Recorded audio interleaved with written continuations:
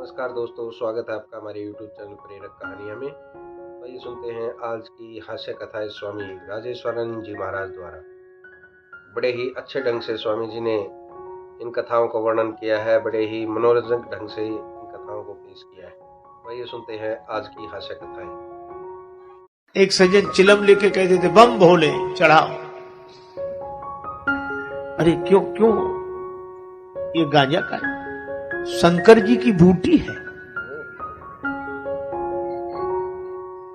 एक सज्जन हमसे बोले, बाबा भंग चले, गांजा चलेगा? हमें नहीं, शंकर जी का प्रसाद है।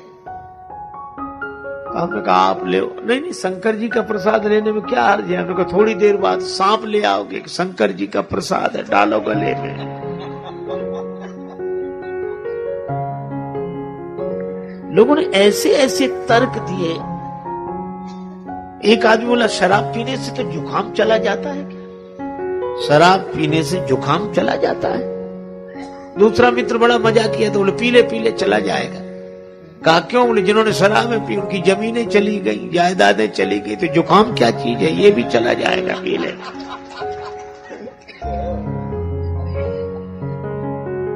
हम अपने सुख भोग के लिए तर्क देते हैं। आज सबसे बड़ी विडंबना यही है कि तर्क भी दिए जा रहे हैं तो अपने सुख सुविधा के भोग के लिए, तपस्या के लिए नहीं। दो लड़के, एक का नाम रामू, एक का नाम श्यामू, दोनों को मिठाई खाने की आदत। पैसा एक के भी पास नहीं। अब बड़े व्याकुल।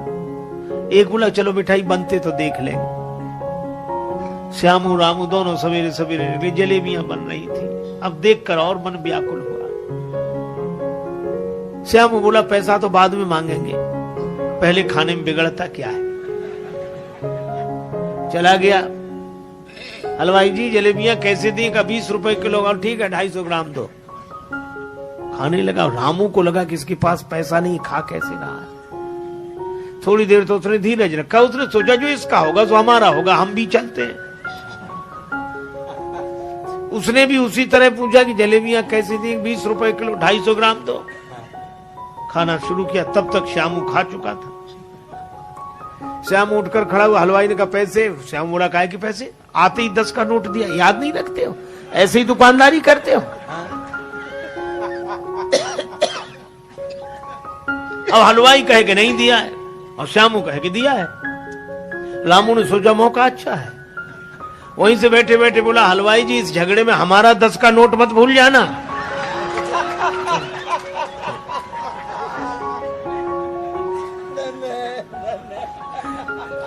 हलवाई ने कहा, नहीं तुम्हारा तो याद है।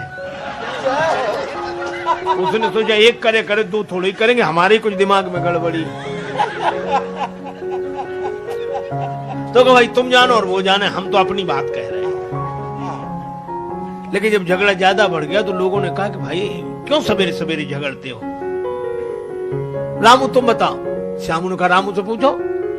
रामू ने कहा कि वैसे तो हम किसी के झगड़े में पड़ते नहीं, लेकिन मैं सौगंध करके कहता हूं, राम जी की, कृष्ण जी की, गंगा जी की, जमुना जी की, जिसकी कहो उसकी सौगंध कर ले। जैसे मैंने 10 का नोट हलवाई जी को दिया, ऐसे ही 10 का नोट श्यामू ने भी दिया है। मतलब ना मैंने दिया ना इसने दिया। एक महात्मा किसी के यहाँ निमंत्रण में गए। एक वृद्धा माता भोजन की थाली लगा दी, पंखा लेके बैठ गई। जल्दी जल्दी में पापड़ परोसना भूल गए, सामने रखे थे, और बुढ़िया उधर पीठ किए बैठी। अब महात्मा का मन उधर ही जाए। मनुष्य का स्वभाव है, 2 कौड़ी की ना मिले चीज तो करोड़ों की लगती है, और करोड़ों की मिल जाए तो 2 कौड़ी की लगती है। और पूरे पत्तल भर भोजन पर ध्यान न जाए, पापड़ पर ध्यान। रहा नहीं गया, मांगे तो शर्म लगे।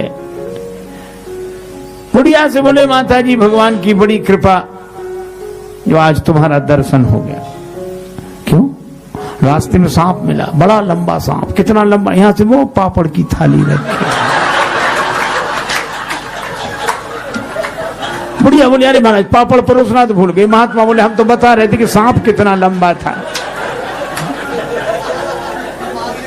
तो बोलो कई बार बहाने से भी बात कही जाती है कि नहीं?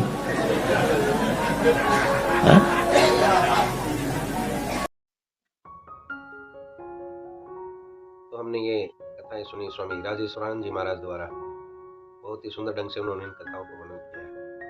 पहले उन्होंने बताया कि किस तरह से दो दोस्त जब जलेबी खाने गए तो दुकानदार से ही भिड़ गए। झूठ बोलने की हद तो उस समय हो गई जब उन्होंने ये कहा कि हम तो नेम ले सकते हैं कि हमने आपको पैसे दिए। दुकानदार ने भी ये सोचा जब ये इतना ही कर रहे हैं तो हो सकता है कि इन्होंने वास्तव में पैसे दिए और मुझे ही भूल लग गई। दूसरी कहानी में जब महात्मा जी को भोजन करा रहे थे तो पापड़ देना भूल गए। तो उन्होंने एक कहानी बना करके आते वक्त मुझे सांप मिल गया, तब बताया कि इतना लंबा सांप था कि मैं बैठा यहाँ से पापड़ की थाली तक। इस तरीके से उसने उस महिला को याद दिलाया कि पापड़ भी रखने हैं।